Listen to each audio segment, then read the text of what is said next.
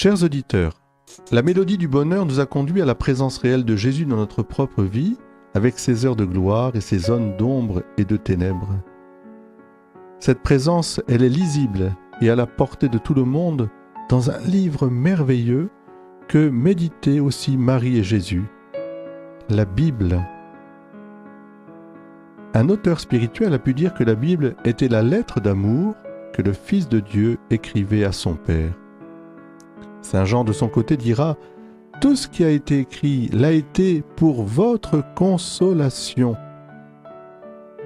Sur le berceau de Jésus, Marie, sa divine mère, notre mère, connaissait, méditait, repassait dans son cœur les passages de l'Écriture qui concernaient le Messie.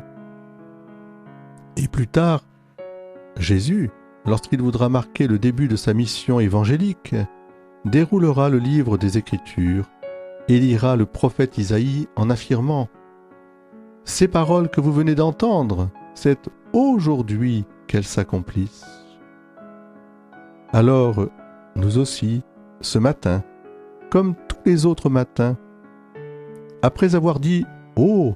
de l'admiration, après avoir offert dans un acte de confiance et d'abandon le passé, le présent et l'avenir de notre vie, comme Marie à son école, comme Jésus à son école, nous ouvrons le livre de la parole de Dieu et nous entendons Jésus nous dire « Ces paroles que vous venez d'entendre, c'est aujourd'hui qu'elles s'accomplissent. » Amen.